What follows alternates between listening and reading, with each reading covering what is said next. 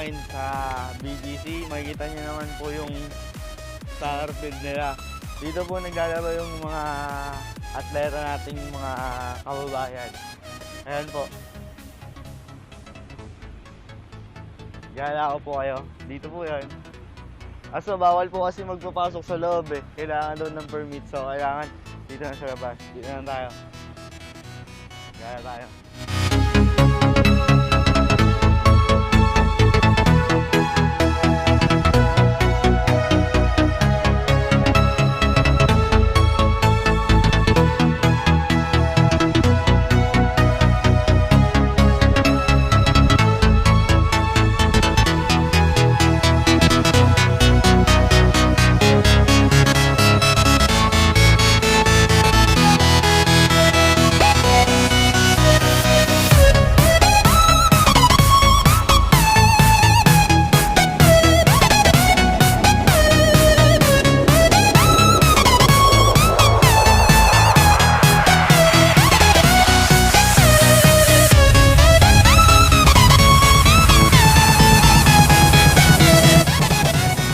Track 30. Isa sa mga kapanganiban ng urbanisasyon ay ang pag-urong na lugar.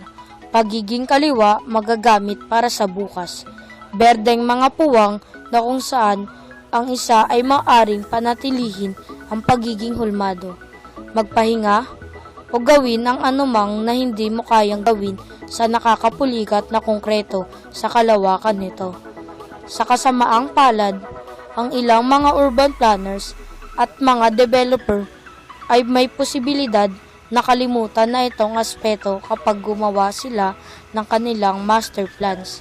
Kaya hindi pagbibigay mga lugar na pwedeng pagpahingahan.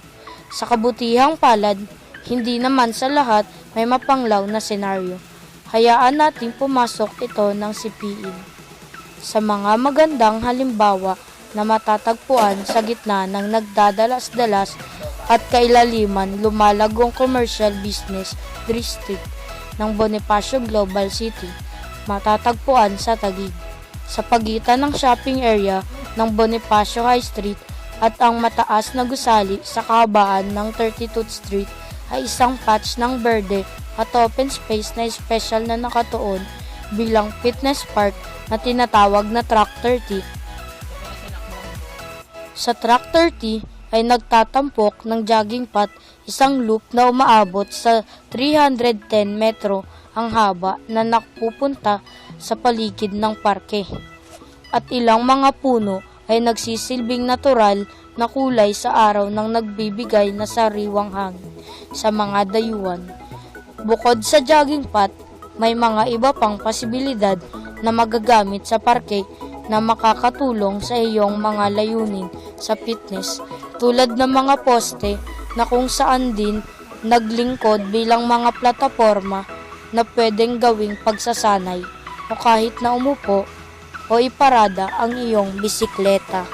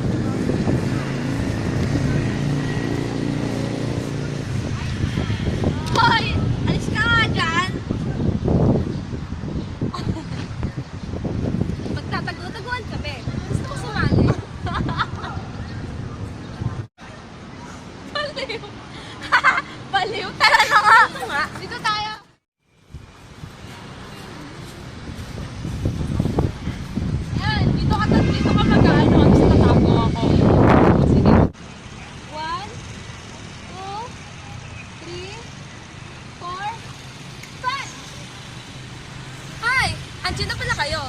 Nakita niyo ba siya? Tara, samahan niyo akong hanapin siya.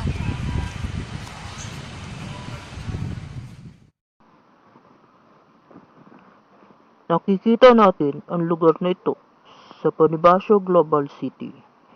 Kabilang dito ang parke na ito na ang pangalan ay De Jesus Global Park. Ayon sa ilang residente na nakausap namin dito, ito ang parke ng mga hayop tulad ng aso.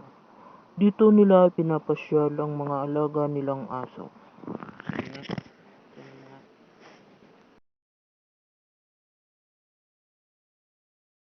Kim!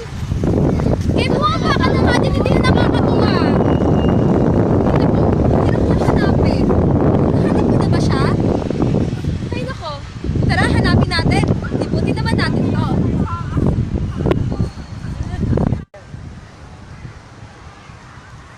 Hi! Welcome to Paraiso. Tara, pasukin natin to. Kim? Wow! Napakaganda dito, di ba? Nasaan kayo nagtago?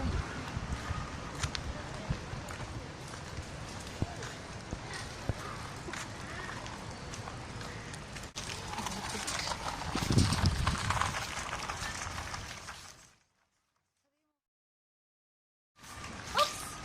Si Kim ba yun? Kim?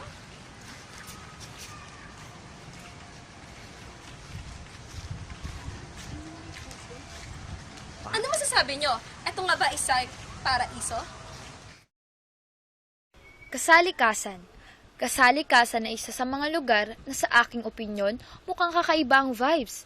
Ang hardin na ito ay mas maliit kasi sa inaasahan ko. Ang laki ng panlabas na lugar ng pagtitipon ay sapat na para sa 200 katao. Matatagpuan sa De Jesus Oval Park dito sa Bonifacio Global City, sa gitna ng business district ng Condominium Hilera, ang kasalikasan ay isang amphitheater-style space na may pabilog na sahig sa lugar. Hay, nakakapagod nga naman talagang maglagpay. Asan kaya si Kim?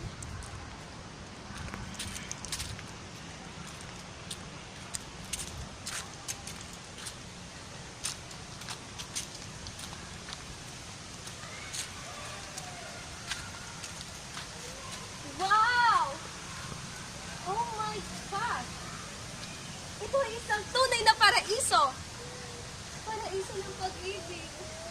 Kim! Andiyan ka lang pala kanina. Bakit tayo hinahanap? Kim! Kim! Wala na! Kaya ka na! Nahuli na kita! Napakaganda pala dito sa tinaguan mo. Siyempre! Ako pa ba? Oo nga. Halika, lubutin natin to. Tara! Dahan, dahan, dahan, dahan, dahan, dahan. Halaman ng sumasakop ng 3,556 square meter, ang kasalikasan ay nagsisilbing bilang isang payo na halaga kalikasan at isang urban na tagpuan ni Araos. Likha sa pamamagitan ni Araos, ang parke na ito ay isang kombinasyon ng 4 na mga salita, nakikipag-ugnayan o pagiging isa sa kalikasan. Kasalika sa kalikasan na nangangahulugan. Magandang hardin na may siglong tagal, lumang mga puno at isang natural na rock amphitheatro. Sa kanyang maliit na sukat, organic na karakter at pangkalahatang katahimikan, ang pagbabanda ay hindi pinaghihintulutan. Ang mismong bisita ang gumagawa ng kanilang venue at mahusay ang pagkakadisenyo para sa mga kilalang kilala gathering sa masa. Wow! Isa lang paraiso! Ang ganda nun!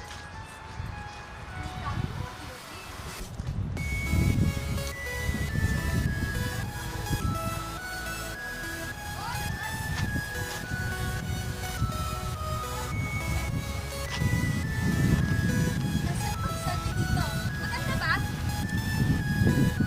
Tara na!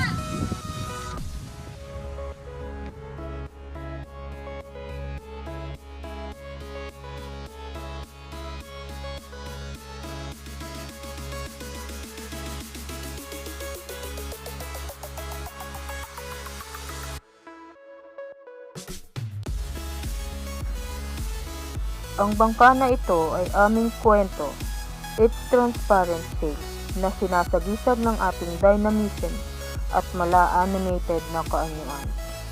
Ilipat ang mga ito ng nakapag-iisa sa particular na oras pangkalahatan.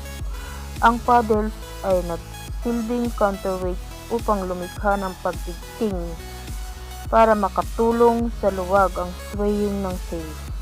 Ito ay kinitok eskultura na ipinagdiriwang ang ating pagkakaisa sa pagkakaiba-iba.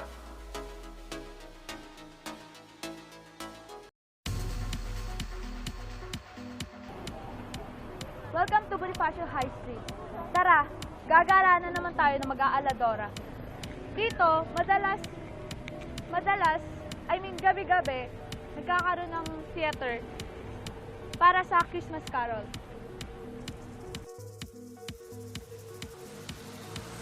Oras na para maglakbay. Tara!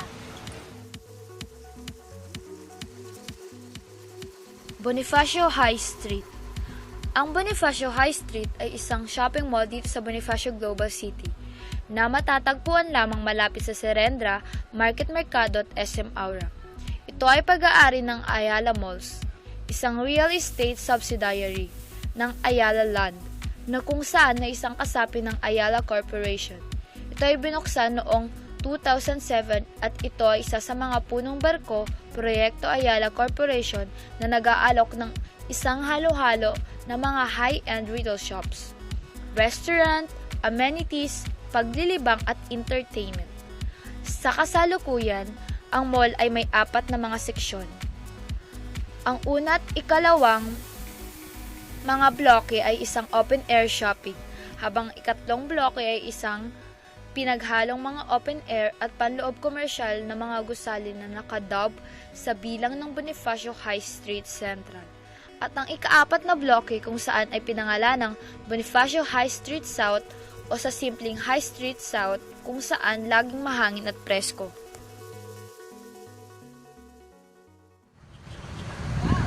Naligo ka na ba? Hindi pa nga eh. Ako din mo ang hindi pa. Tara! Back! Ayan! Wow! Gusto ko na talaga maligo. Oh, bakit yun? Init na eh.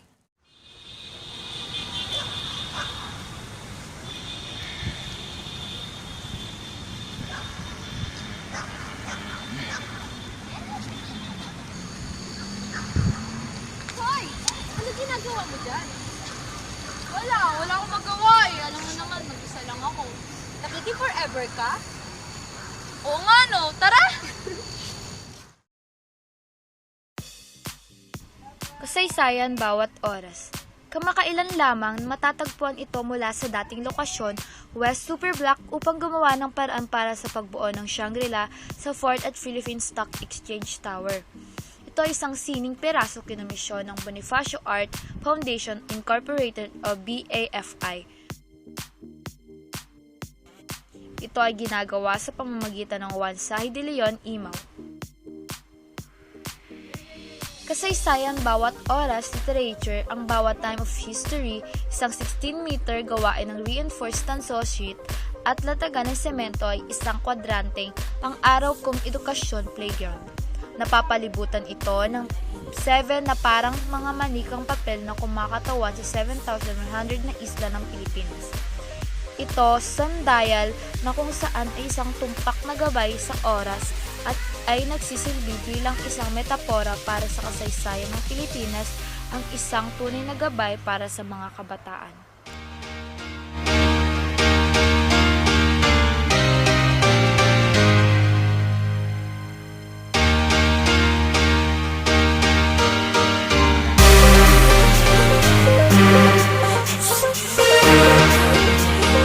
We'll